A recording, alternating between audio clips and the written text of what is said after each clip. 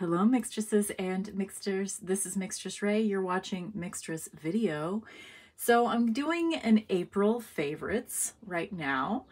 I am resisting the urge to put a candle here because I recently spilled on this beautiful embroidered graveyard cloth that my friend Ruben gave me.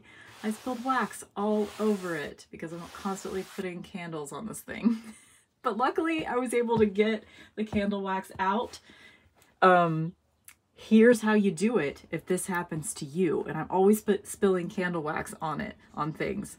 So what I did was I took my laundry detergent and like rubbed it into the spot where the wax was. Just like really rubbed it in, just put a bunch on there, rubbed it into the spot with the wax.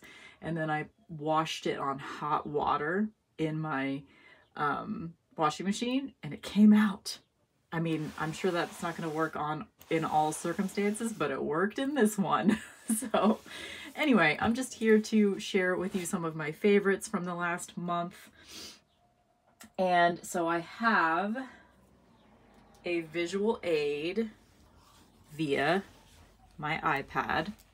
So first of all, in the month of April, I watched season 1 of Why Women Kill at least 3 times.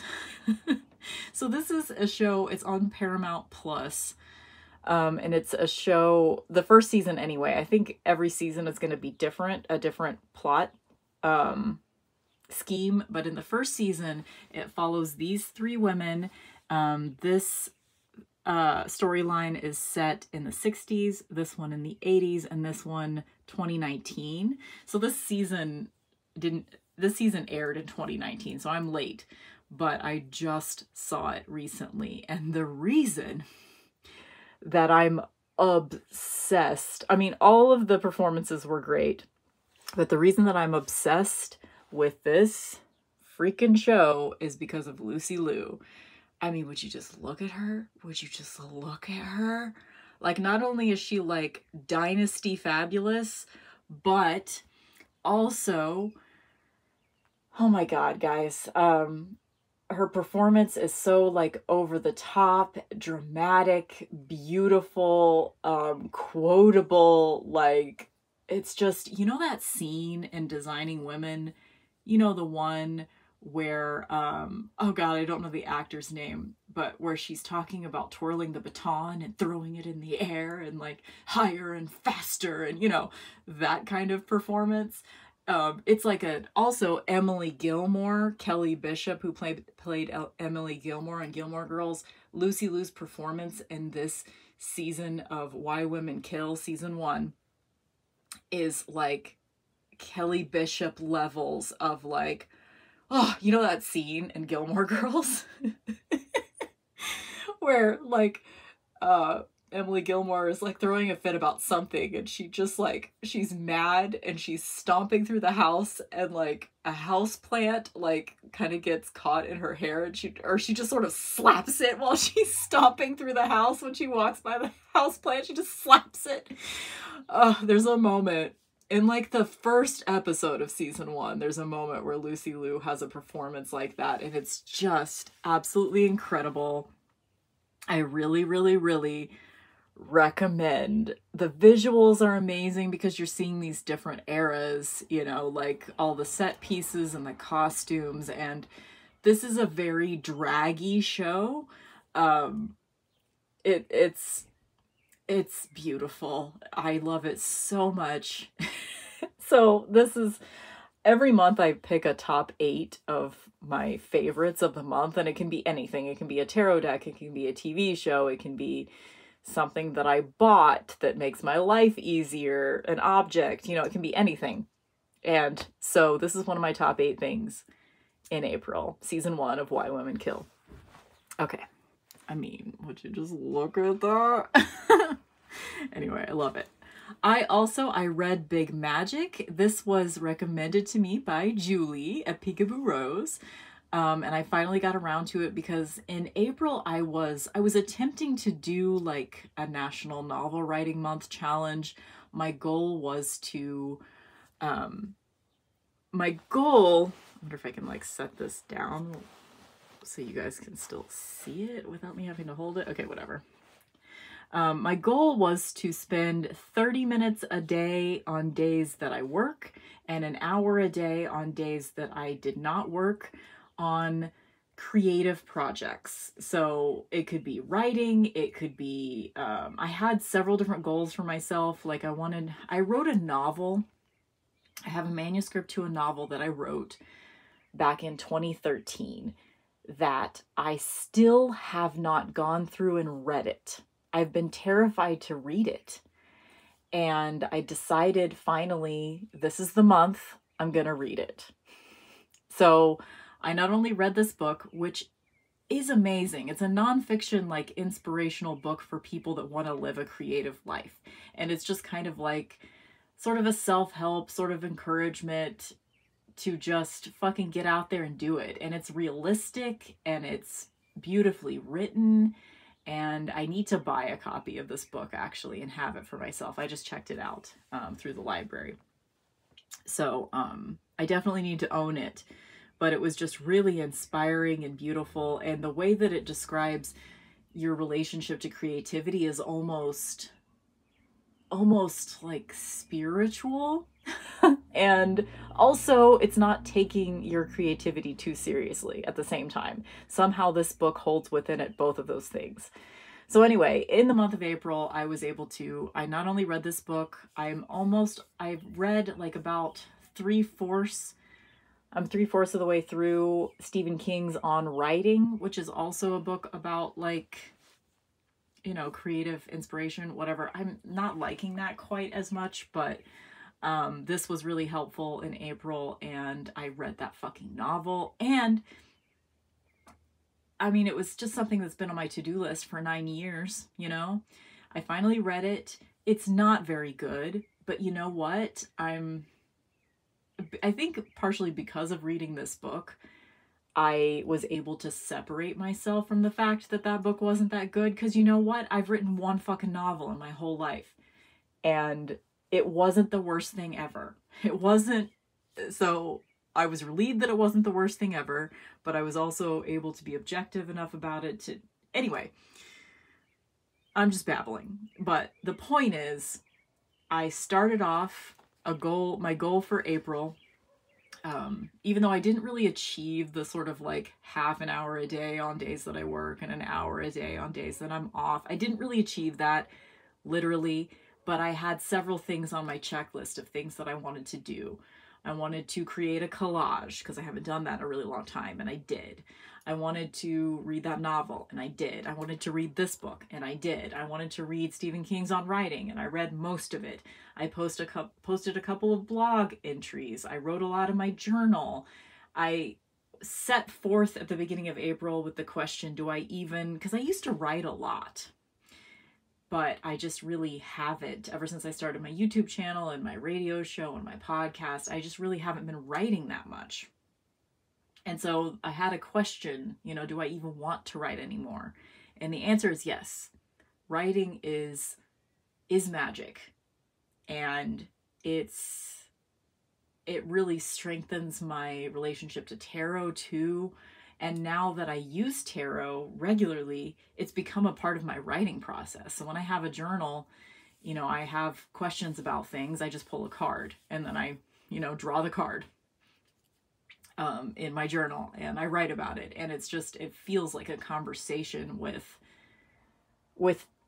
divinity. I mean, that sounds kind of like cheesy to say, but it does. It feels like a conversation with an entity that is not myself, but is myself. You know what I mean? So big magic. I highly recommend it. I don't know what I thought it was because I've known that this book exists for a long time, but it's basically just a really sweet love letter to having a creative life, you know? So thank you to Julie for recommending it. And I loved it. Okay, so that is another of my favorites. Oh my God, this is silly. So I just took a picture of my computer area because I bought these computer speakers in April. And this is just cheesy, but I love them. Like, I haven't had computer speakers, and it's just right over here. It's in my tiny little closet. So anytime I wanted to listen to music while I was in my tiny little closet, I'd have to put headphones on, because my computer is, however, like, I took another picture. My computer, so do you see this yellow cord right here that's hooked into here and here? So also my favorite thing is this little audio switcher. So I hooked my computer up to that. So basically, whenever I push this A switch, it is hooked up to my computer speakers. When I push the B switch, it's hooked up to my my stereo that's in the other room, my big hi-fi system. It's hooked up to that when I hit B, and when I hit C, it's hooked up to my headphones. So that way, so basically the favorite thing here is not necessarily the computer speakers themselves, but it's just audio solutions in my life. In April, I realized that I still had that little audio switcher thing, that thing right there. Realized that I still had that little audio switcher thing. Hello, I don't need that right now, thank you. And so I hooked it up so that I can easily switch between the speakers, the hi-fi system, and my headphones, depending on what I want my computer to control right now, And I bought these little speakers, and they were $20, guys. Just in case you're interested, they come in black and white, and they're called Creative Pebble speakers. They're just super easy to hook up, and they sound great, and they cost $20. I mean, they probably wouldn't sound great if you're trying to fill a really big space, but I was only trying to fill my tiny little closet space. And I've been listening to a lot more music ever since I got those, because I love wearing headphones, but sometimes I don't want to, and I want to have good sound. I mean, simple as that. So that's one of my favorite things, is just audio solutions in my little closet space. That's what it is. Okay, and you got a little sneak peek of this next one. But so for me, April and May are really my least favorite months in the world. And I have really been using sound for healing like my whole life, but especially lately I'm all month rediscovering sound. Like, most of my favorites are like those computer speakers, that little audio switcher, songs. I also have another audio thing I'm going to show you later in the list. So most everything that really got me through April, which has been the most difficult month for me so far this year, one of the things that really got me through April was music. I've been listening to music on shuffle a lot, and every once in a while a song will come up that just makes me cry. I've been crying a lot this month, and I'm not much of a crier. Like, typically I'm the kind of person that, like, it builds up and builds up, and then I cry for like a week straight, once or twice a year. So I've been, kind of often this month I have cried for different reasons. And one of those times was such a cathartic cry, and I was in the tub listening to music, and this song came on. So if you don't know Kate Bush's Deeper Understanding, I'm going to show you some of the lyrics here just so you can get a feel for the song. Are you lonely? Are you lost? This voice console is a must. I press execute. So this song is from 1989, but I think it's just so relevant to the way that we live our lives with our devices, And this is the part where I cry. It's a computer voice. It's the chorus, and it's the, hello, I know that you've been feeling tired. I bring you love and deeper understanding. Hello, I know that you're unhappy. And it's just like, I've loved this song since 1989, but like hearing it that day in the tub, sorry about my terrible singing. Hearing it that day in the tub, I just started bawling, and it was a cathartic cry, and it was just, I let it all out, and I just sang along while crying alone in my house in the tub. And anyway, you can read the rest of these lyrics. This is most of the lyrics of the song. And of course you can find it on Spotify. Do the version that has this artwork, because the other version, I just don't think it is as good, just personally, but I'm very opinionated about those things. So it's the one from the album, The Sensual World. So this song in particular is my favorite song of the month. Absolutely 100%. Okay, do I have anything else on here? Yes, okay. Okay, my favorite movie that I saw in April. Everything Everywhere All at Once. This movie is, oh my God, you just have to see it. You just have to see it. It's kind of like a love child of Matrix and Lucy, that Luc Besson movie. Okay, so if you've seen Lucy, then you know that Lucy is not a good movie. But like, if Lucy were a good movie, it would be Everything Everywhere All at Once, I feel. I mean, it's not really the same plot or anything, but just conceptually, kind of vibe-wise, aura-wise, this movie is amazing. Okay, so it just came out at like the end of March or something.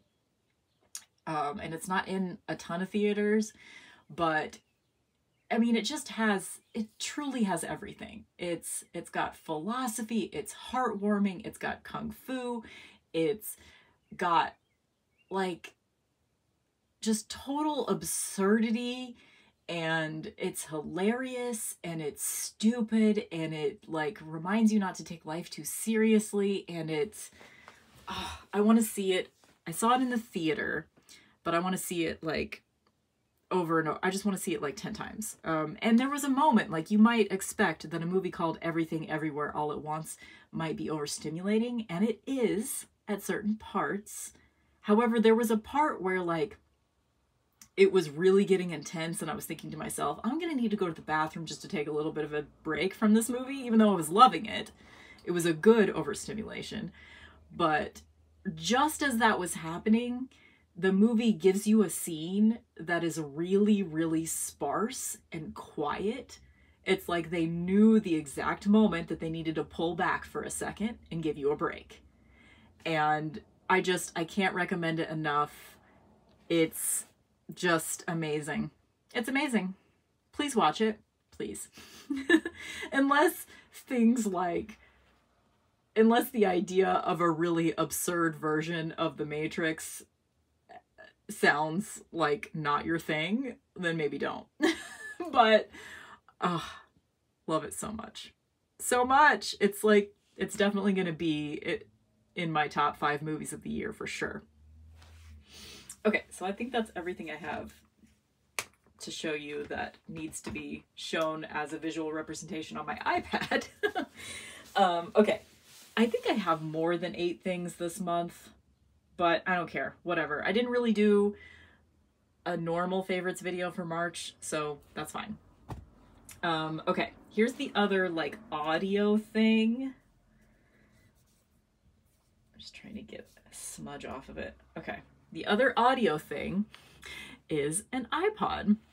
So this is, I have like a marigold tarot sticker on the back. I bought this iPod. You can see the most recent thing that I was listening to today. Craftwork. I bought this iPod this month. I used my tax return money to buy an Ipod Classic. This is like it's either a 6th or 7th generation. It was like the last version of the Ipod Classic before they stopped selling it. I found out about this website that is called Elite Obsolete Electronics, I think is what it's called. There we go. A different song. I think it's called Elite Obsolete Electronics, and they have like all different iPods. Basically, you can just get a custom built iPod. You can get it with either flash storage or hard drive. You can get it in any capacity you want. You can get it in any color you want. And of course, I chose, you can't really tell, but the backing is even purple, but it's such a fingerprint magnet. That's why I covered it with a sticker. But yeah, I don't know. I just love it so much just to have. And it's not like, I actually am a person that still listens to iPods. So I actually already have 2 iPods. This is my 3rd iPod. Did I need another iPod? No, I did not. But this is the only iPod that I have that has the Genius feature, which if you don't know what that is, it's just like a feature in Apple world where, like, if you create a Genius playlist based on a song, all the songs theoretically go together. So that's what this is. This actually, what's playing right now is a Genius playlist based on a Left Field song, which is like club dance music from the early 90s. So that's why you're seeing this particular type of song showing up. But anyway, I'm a nerd about iPods and I love iPods. And I found this month in particular, like, I was, you know, going through some different stuff. And it's been, like I said, it's been a hard month. And one of the things that was soothing me was watching people repair and put together old iPods. And that's what led me to, like, I was seeing this purple iPod. It's like, a purple iPod has never existed. What? What's going on? Except for like the little iPod Nanos. But other than that, a purple iPod has never existed. And I realized, I started looking into it and saw that, like, you can buy the little faceplate in any color you want. And for a second, I was thinking about buying all the parts and putting together my own iPod, which would have been fun. But it turned out that it was only like $25 more just to get a professional build it for me. So it was like, okay, well, I don't really want to put it together unless I'm saving some serious bucks. So yeah, I just spent most of my tax return money on this little iPod. Did I need to spend $240 on an iPod? No, I did not. But I've been taking it with me everywhere, and I've been just rediscovering my own music collection. I also found, never mind. I'm not gonna finish that sentence actually, because this is a public place. But I don't know, just music has saved my life again. It's done it many times, but it saved my life again this month for sure. And this is part of that, getting this cute little purple iPod. And I'm like, is this too much purple? It has a purple back, purple front, purple click wheel. No, you can never have too much purple. And look at this cute little bag that I've had forever that I keep my iPod in. Cute, right? So that's one of my favorite things of the month. And everything else is decks. So let's start with, this one's not really the deck itself necessarily that was one of my favorites, but I did several deck mods in April, like Telesma Tarot. I trimmed and labeled the tops of the cards because the titles were on the bottom and these cards were really big. So that's one of the mods that I did this month. Another mod I did, I just trimmed, I can show you. I didn't get that out beforehand, but basically my next favorite thing is just, you know, making things my own, which was basically my only favorite thing for March. But I just cut Tarot of the Sweet Twilight. I just cut the titles off and the borders and the titles off, and I just relabeled them with a silver Posca marker, and I think it looks really beautiful this way. So, not sure why there's reversals in there, but whatever, there is. So that's one mod that I did. I also edged a few tarot decks. I'm not going to get all those out, but the biggest mod that I did kind of, or was it the biggest? It didn't actually take me as long as Telesma did, but I have had this Kim Cran's Animal Spirit deck since 2019. Look how yellow the edges are. It must be like made with recycled paper or something because the edges are super yellow. But anyway, what I did was I numbered, because in the guidebook, the cards are in like a hierarchical food chain order or something. So the cards aren't numbered. They aren't in alphabetical order in the guidebook. There isn't a table of contents that helps you easily, or an index to help you easily find the card that you're looking for. So I've been meaning to do this forever, but I numbered the cards the number that they show up in the guidebook so I can easily, and then I numbered the cards themselves so I can easily find them in the guidebook. And then I labeled it with some keywords. And I'm pretty proud of, I'm getting better at like lettering. Like, cause I don't know, even like a month or two ago, I probably wouldn't have been able to write so small and it still be legible. So I'm glad that I waited, because I do love this deck, but I don't get it out and work with it that much because I don't necessarily get intuitive hits off of the artwork, you know, like looking at this and going, okay, it's a stingray. You know, if you have a personal relationship to a particular animal spirit energy, then you could say, okay, well, stingray means blah, blah, blah to me. But if I don't know shit about stingrays. So, so some of these cards would work well for me intuitively, but a lot of them didn't. So this deck just wasn't as usable to me as it could have been. And now it is, because I made it my own again. I've been doing that a lot lately, and it's been such a stress reliever to, I don't know, just make things my own. I love the process of it, and I have always loved this deck. I just haven't used it as much as I could be using it, because the guidebook is just, especially for client readings, like I would love to pull an animal spirit card for every client reading, and I wasn't doing it because this is the animal spirit deck that I have, and it just wasn't working for me, and now it is. And I've made it essentially into a great basic oracle deck now too. Like, I can use it without the guidebook, which is great. And now I can actually find shit in the guidebook. Because what I was doing before, oh my god, you want to see how clunky this is? What I was doing before is I went through and I kind of fucked up too, but I tried to do it in alphabetical order and then list the page number that each of the cards was on, so that I was trying to create my own index essentially. But I messed up, and so it always annoyed me to use that because I messed up. But now it's just easier. I've made it work, and I'm happy. I'm happy that I made it work, guys. Okay, so the rest are new decks to me. That's everything else on my favorites list. So if you're here for the deck portion, here we go. So I didn't realize that it existed until this month, but one of my very favorite oracle decks, it's probably my very favorite oracle deck, perhaps.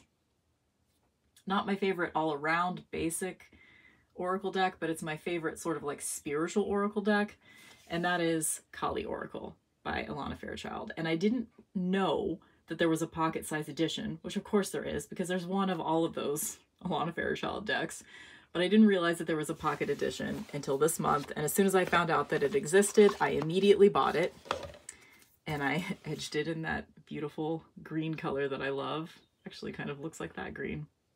Didn't even think about that. But I love it. You know, I thought, you know, maybe I'll keep this in my purse or something, like, you know, but I actually really like it a lot more than I thought I would, because it's really, I wouldn't say that the full size is necessarily like, sometimes it can be a comforting deck, but overall I wouldn't say that it's a comforting deck, but this one is.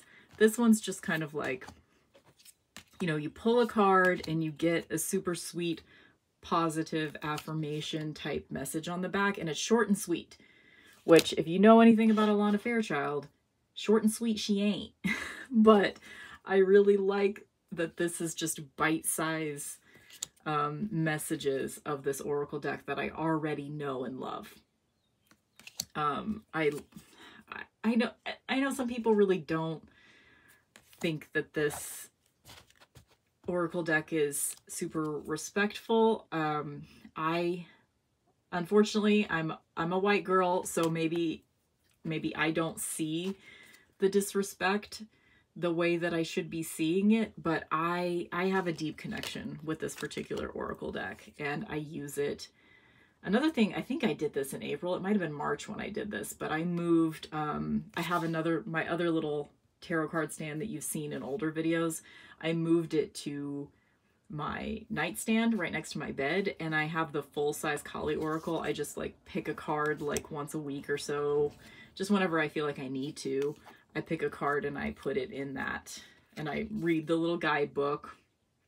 And it's more of like it's almost like a devotional study, reading the guidebook for Alana Fairchild decks. But with this, it's just short and sweet, and I really, really like that. So sometimes I do carry this with me in my purse, and like on my lunch break at work or something, if I'm just having a hard time getting through the day, I'll pull one of these cards. Or sometimes I just, you can take it anywhere.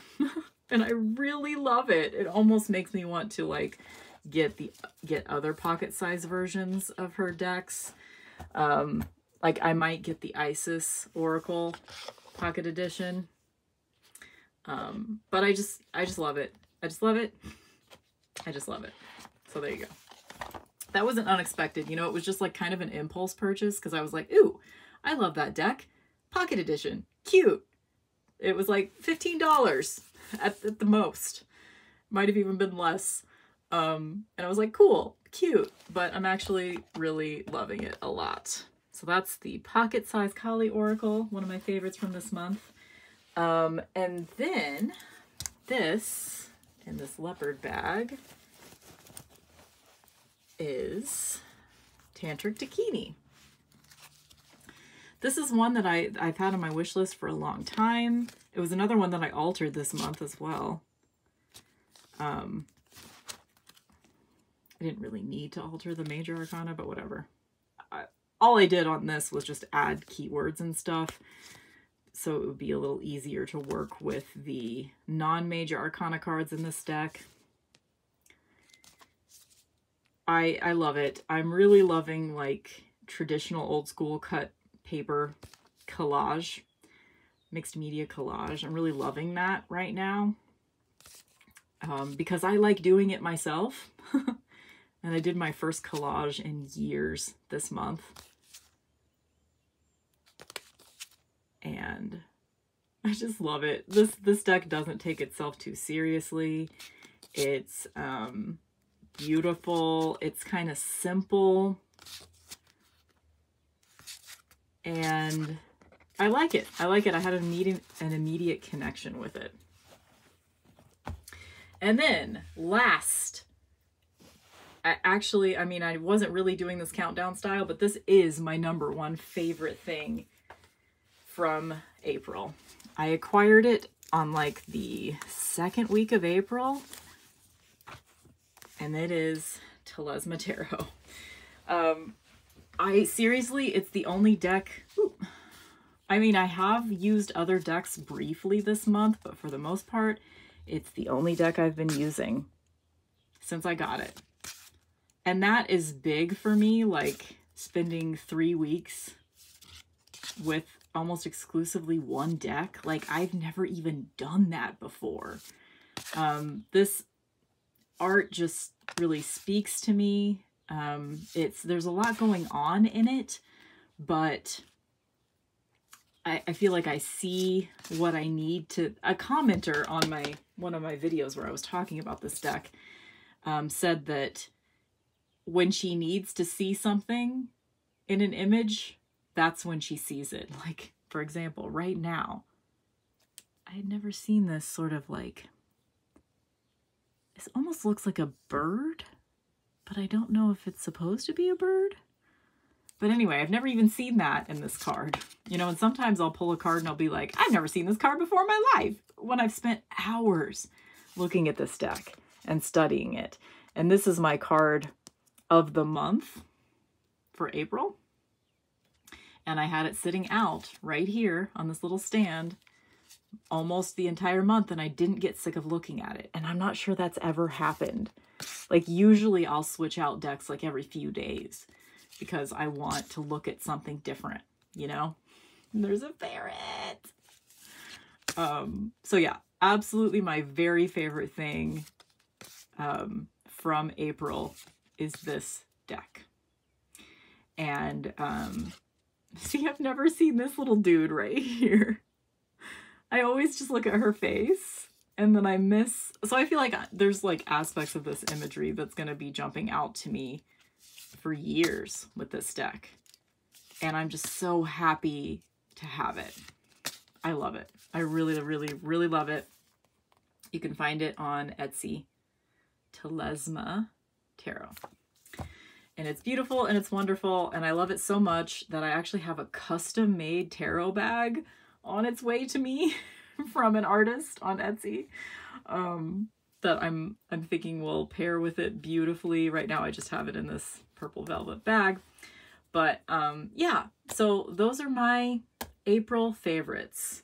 I've been, despite the fact that like this has been a hard month for me emotionally,